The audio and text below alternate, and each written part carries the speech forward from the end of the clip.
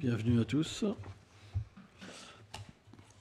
Nous allons lire un verset du Srimad Bhagavatam, deuxième chant, chapitre 6, verset 1. Om Namo Bhagavate Vasudevaya.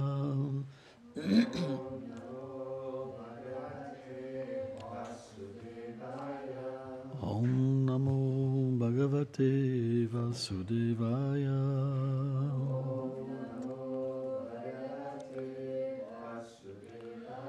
Om Namo Bhagavate Vasudevaya.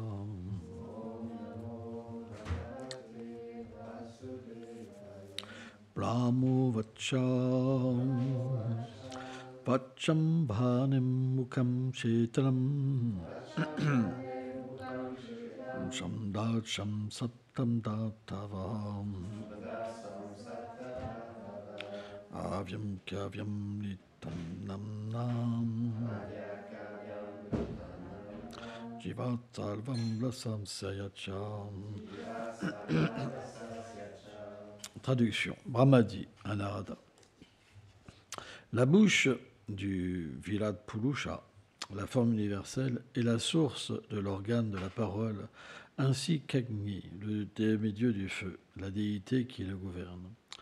Les 7 dhatus, les ingrédients basiques de son corps, sont les 7 mesures védiques, telles que le Gayatri Mantra. Sa langue est l'origine de toutes sortes d'offrandes de nourriture pour les demi-dieux et les ancêtres, des 6 sortes de saveurs ainsi que du sens du goût et de Varuna, la déité qui le gouverne. Commentaire. Ça dérange la classe là, s'il vous plaît. Le Srimad Bhagavatam 10.42 explique que la forme universelle apparue du Seigneur. Ô Seigneur, tous les objets animés et inanimés tels que la terre, l'eau, le feu, l'air, l'éther et la cause, le faux ego, le Mahatattva, la nature matérielle elle-même ainsi que le Purusha, le mental, l'essence, les objets d'essence et les déités qui gouvernent l'essence, toutes ces causes qui amènent le monde de l'existence viennent de tes puissances. Il va expliquer dans ce chapitre comment les membres de la forme universelle du Seigneur apparaissent. Le mot Kshetram signifie le Dieu de la création. Bon, je vais m'arrêter là parce qu'il y a beaucoup de choses.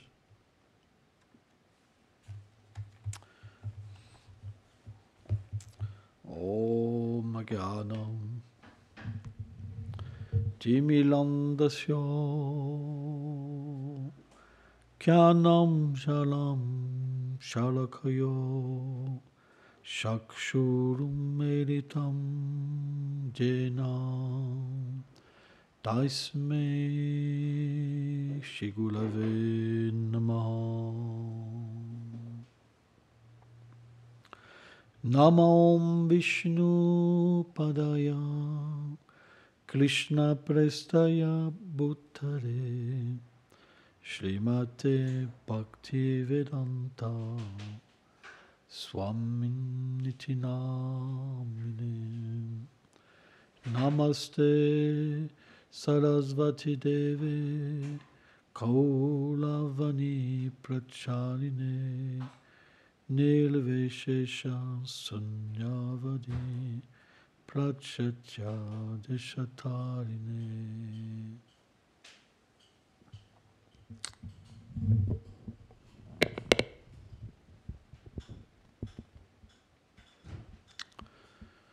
Le Seigneur a d'innombrables formes et il se manifeste selon la conscience de l'être vivant, selon son désir d'être avec lui. L'être, selon sa condition matérielle, a des désirs. Il aime la nature, il aime les oiseaux, il aime, je ne sais pas, l'univers, il aime l'énergie, il aime le créateur, le destructeur, l'annihilateur, toutes sortes de désirs. Mais l'animal, lui, il n'a pas cette fonction de la conscience de Dieu. Il vit simplement par instinct, pour manger, se défendre, se reproduire et dormir. Mais dès qu'on est un être humain, on a naturellement un lien avec quelque chose qui nous dépasse, quelque chose qui peut nous permettre de prendre conscience et dépasser le stade de l'animal sophistiqué. Mais ça ne veut pas pour autant dire qu'on peut comprendre le Seigneur suprême.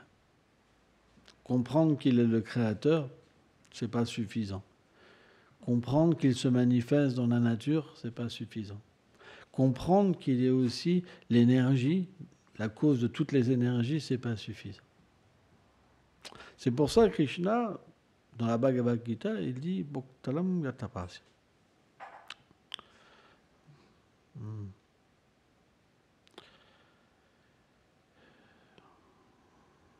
Je suis ce contrôleur.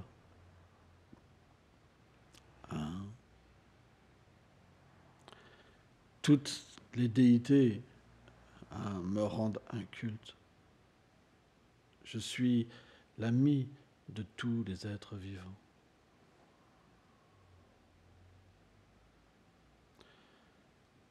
Bhaktimam ajanati. Mais sans dévotion, sans amour, tous ces êtres-là, même les déités gardiennes des sens, elles ne peuvent pas me comprendre. Simplement, par l'amour, on peut me comprendre. C'est ça le mystère. Tant que vous n'avez pas d'amour pour Krishna, il n'y a pas de Krishna. Vous pouvez voir tout sauf lui. Et pourtant, c'est lui qui vous permet de voir. C'est lui qui est la cause de tout l'environnement, de toutes les réalisations que vous avez. Mais sans amour pour lui, il reste caché. C'est pourquoi cet amour-là, il est spécial. C'est ce qu'il y a le plus élevé. Plus élevé encore que la libération. Parce que lorsqu'on peut recevoir cet amour, alors on peut capturer le Seigneur. Le Seigneur devient notre captif. C'est pour ça que c'est très rare. Quand Rupa Goswami, dans le Bhakti Rasamrita Sindhu, dès que le service, il dit que le service de dévotion, c'est rarement obtenu. C'est très rare. C'est très, très, très, très rare. Parce que si vous obtenez la dévotion, Krishna devient votre captif. Le Seigneur qui contrôle tout devient contrôlé. C'est pour ça que personne ne peut comprendre ça. Si vous dites ça à un religieux, il va dire blasphème. Il va vous couper la tête. Pour certains.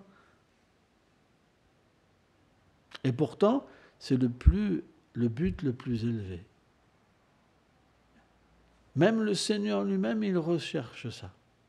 S'il aime, s'il peut être contrôlé, c'est qu'il aime être contrôlé. C'est pour ça que ça existe. Mais s'il n'y a pas de dévotion, s'il y a des désirs matériels pour les hommes, pour les femmes, pour la richesse, ça ne peut pas entrer dans vos oreilles. Ça ne peut pas faire un effet. Ça ne peut pas vous attirer. C'est pas possible. C'est pas possible parce que vous êtes attiré par les femmes ou par les hommes. Vous pensez qu'à ça. Vous ne pouvez pas comprendre ce mystère. Ça vous est voilé par l'énergie matérielle. C'est pas possible. Quand il n'y a plus de désir et qu'il n'y a plus qu'un seul désir, c'est de vouloir obtenir l'amour de Dieu, à ce moment-là, Krishna donne l'intelligence pour pouvoir l'obtenir. C'est simplement à ce moment-là. Quand Krishna, dans la Bhagavad Gita, il dit qu'il chasse les ténèbres du cœur de son dévot avec la lampe de la connaissance, c'est qu'il vient donner cette intelligence pour qu'il devienne le captif de son dévot. Et c'est quoi cette intelligence? C'est que sans la poussière des pieds d'un Vaishnava, sans aimer les Vaishnavas, c'est pas possible. C'est impossible. Parce que les Vaishnavas, ils ont deux possessions. Ils peuvent donner deux ingrédients que personne ne peut donner. C'est l'amour pour Krishna et Krishna. C'est pour ça qu'à un moment, l'amour pour les dévots vient dans le cœur du bhakta. Parce que sans ça, sa bhakti, elle ne peut pas arriver à terme. Jusqu'à un certain niveau, on peut continuer sans bhakti pour les dévots. Jusqu'à un certain niveau. On devient libre même concupiscence, avidité, tout ça. Et à un moment, crac, ça bloque. C'est fini. Krishna, il ne peut pas être obtenu. Impossible.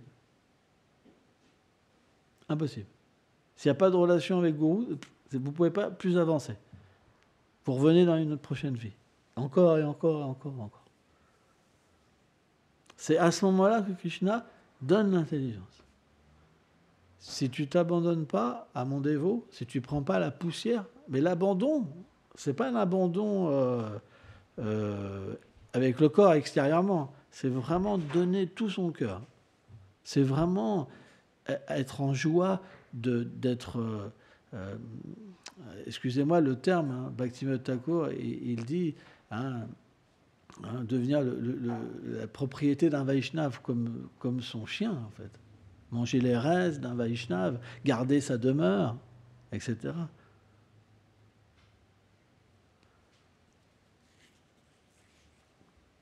Pourquoi ? Parce que être contrôlé par celui qui a l'amour de Dieu et qui a Krishna, c'est la plus haute félicité. Parce que dès qu'on est contrôlé par le Vaishnava, Krishna vient. Tout de suite, instantanément. Dès que la sincérité envers Vaishnava vient, instantanément, l'amour de Dieu vient. C'est pour ça que c'est pas facile d'aimer les Vaishnavas. Parce que Krishna, il donne cette réalisation au dernier moment. C'est très rare. C'est à ce moment-là qu'il révèle ce secret dans le cœur du dévot. Et comment il le révèle ? Comment il le révèle ? En faisant goûter le nectar des pieds par Isolotus d'un pur dévot. C'est à ce moment-là qu'il donne cette réalisation. Et là, le dévot, qu'est-ce qu'il dit ? Il dit, c'est merveilleux. C'est encore plus merveilleux que merveilleux que merveilleux. Et là, il devient comblé. Il n'a plus besoin de rien. Il comprend qu'il va tout obtenir. C'est fini. Tout son problème de l'existence est fini. Et avant, il comprenait qu'il n'avait rien compris. Il était juste attaché à sa position. C'est pour ça que c'est le dernier stade. C'est le stade le plus élevé. Parce qu'une fois que vous obtenez l'amour pour un Vaishnava, vous obtenez Krishna. Et c'est très rare. C'est pour ça qu'on dit tous, moi j'aime mon Gurudev, mais c'est à un certain niveau. Parce que quand Gurudev vous dit quelque chose qui ne vous plaît pas, là, vous ne l'aimez plus. Hein ? C'est pas ça l'amour. C'est pas ça. L'amour, ça vient d'une réalisation interne. Une expérience de qu'est-ce qu'est Gurudev. Et à ce moment-là, quand vous goûtez cette expérience-là, alors vous obtenez la clé, le secret pour la pure dévotion. Pas avant. C'est pour ça que, avant d'obtenir Krishna Prem, on obtient l'amour pour les Vaishnavas. C'est le secret. Mais c'est un secret que Krishna garde bien caché. Il garde ça bien caché. Bien caché. Parce que s'il le révèle, alors il est capturé. Par exemple, est-ce que vous avez envie d'être capturé ? Non. Tout le monde veut être libre. C'est normal. Krishna, il peut être capturé que par des êtres exceptionnels. Quelqu'un qui est prêt à mourir à chaque instant des millions de fois, pour lui, là il est prêt, Krishna, à se sacrifier de la même manière. À Vraj, c'est un tel sacrifice. Tout le monde meurt à chaque instant. L'eau, la terre, les insectes, l'herbe, les arbres, les ustensiles de cuisine. Tout le monde est simplement absorbé dans l'amour de Radha et Krishna. Tout le monde, die to live, tout le monde meurt pour vivre, mourir pour vivre, à chaque instant. Qu'est-ce que peut faire Krishna dans un tel endroit? Lui qui dit « Yetamam prapadante », je réciproque, avec l'amour, je réciproque. Krishna, il ne s'appartient plus. Même la terre le captive, même le vent, tout. Que dire de Shrimati Radharani? Donc, cet endroit, il ne peut pas être atteint comme ça, avec de l'orgueil, en pensant « je suis un sannyasi, je veux être des gourous, je veux être des disciples, je suis acharya ». C'est pas possible, ça ne peut pas marcher. Et ce qui est dommage, c'est que dans le monde matériel, on se trompe toujours. C'est comme un disque rayé. Toujours, on se trompe. C'est pour ça qu'il faut écouter des gens qui ont eu cette réalisation ou qui l'ont constamment. Parce qu'ils savent de quoi ils parlent. Si vous n'avez pas eu cette réalisation à ce niveau, vous ne pouvez pas comprendre. Ce n'est pas possible. C'est pourquoi Sadhu Sangha, c'est la base. Écoutez une personne qui a eu l'expérience. C'est pour ça que Krishna dit, Tadvidi Paripasana, écoute, va, enquière-toi, offre ton hommage, le service, etc. Il n'y a pas le choix. On revient toujours sur cette même chose. Alors, on pourrait dire, mais moi, je suis là, j'écoute, il n'y a rien qui se passe. Il y a quelque chose qui se passe, mais ça prend du temps. Parce que plus on est duplicite, et plus ça prend du temps. Mais il y a quelque chose qui se passe.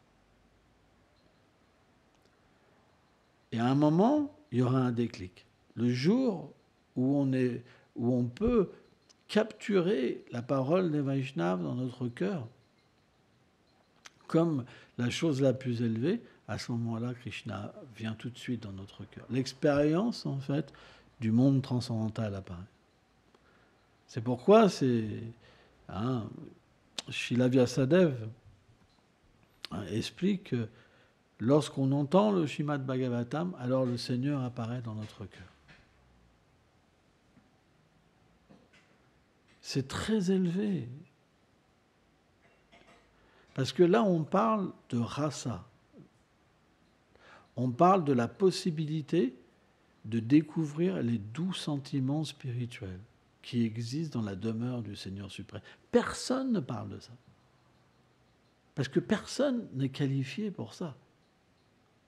Qui est qualifié pour ça? Qui est sans désir matériel? Il faut tellement de vie pour devenir sans désir matériel. Les gens, ils sont simplement accaparés à l'action intéressée. Ils courent pour gagner de l'argent. Leur vie, c'est l'argent. Ils pensent, sans argent, j'ai pas de bonheur, j'ai rien. Leur vie, c'est travailler. Ils travaillent pour vivre et ils vivent pour travailler. Pour faire juste de la vie sexuelle le soir quand ils rentrent et manger et dormir. C'est la réalité. Il n'y a rien d'autre. Parce qu'il n'y a rien qui se passe. Il n'y a pas d'expérience d'autre chose. S'il n'y a pas d'expérience, qu'est-ce que vous allez faire? Il n'y a pas d'expérience. Vous n'avez pas le choix. C'est une forme d'esclavage. Vous êtes obligé de le faire. Les pulsions pour le ventre arrivent, vous mangez bien. Après, les pulsions pour les organes génitaux se manifestent. Vous avez la vie sexuelle, puis vous êtes fatigué, vous dormez. Le lendemain, vous vous levez, joyeux, vous allez au travail, en pensant le soir à manger et à satisfaire vos organes génitaux. Et c'est un cycle sans fin. Et le jour où l'homme ou la femme veut dire ce soir, j'ai pas envie, vous faites la bouffe.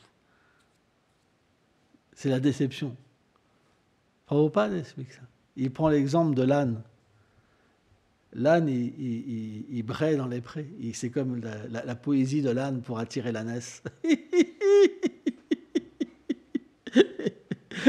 Mais manque de bol, au lieu de pouvoir s'unir avec la laisse, elle lui décoche un coup de sabot dans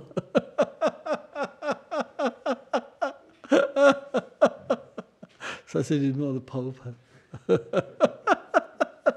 Mais c'est un peu comme ça. L'homme, il travaille tellement dur. Quoi, le schéma ancien. Il travaille tellement dur pour s'accoupler le soir. Et si la femme ne veut pas, c'est la déception. Il a travaillé tellement dur pour ça. Vous comprenez? C'est sa récompense. Donc, notre but, il est différent. Nous, notre but à nous, il est différent. Il est de pouvoir un jour avoir ce secret qui nous est révélé dans notre cœur. Et c'est ça qui est pour nous qui est important. C'est pas de construire des milliers de temples, d'avoir des milliers de disciples, ça sert pas. C'est pas ça qu'attire Krishna. C'est pas connaître tous les versets par cœur qu'attire Krishna. Ce qu'attire Krishna, c'est notre abandon. De quelle manière de quelle manière on veut être avec lui. Et c'est à ce moment-là alors qu'il révèle les secrets de comment l'obtenir. C'est pourquoi, bien que Srila Prabhupada nous a enseigné ce secret, on ne peut pas le comprendre sans que Krishna intervienne. Vous pouvez le lire dans le livre. Tout le monde va accepter un maître spirituel, Jai Gurudev, c'est parce qu'on l'a lu, quoi. Il faut s'abandonner, on s'abandonne. Mais c'est quelque chose qui est fait d'une manière matérielle. Et ça ne donne pas le vrai résultat. À la fois oui et à la fois non. Ça veut dire comme on suit avec foi les paroles d'un pur dévot, Krishna va faire les arrangements pour que les choses se fassent. Mais c'est qu'une fois que Krishna donne cette intelligence, cette clairvoyance, cette connexion intérieure, qu'on peut comprendre qu'est-ce que ça veut dire. C'est pourquoi les paroles des grands Vaishnavas, on peut les lire et les lire et les lire et les lire parce qu'elles ne sont jamais passées. Elles sont toujours nouvelles si on est sincère, parce que notre conscience va nous pouvoir, par l'expérience transcendantale, nous les faire voir différemment. Et dire, waouh, on va pouvoir se dire, waouh, Prabhupada est tellement miséricordieux, tellement miséricordieux. C'est vraiment, vraiment, vraiment intéressant. Voilà, je voulais juste parler un petit peu. Là, j'ai encore des tours à chanter. Jai Gauranga.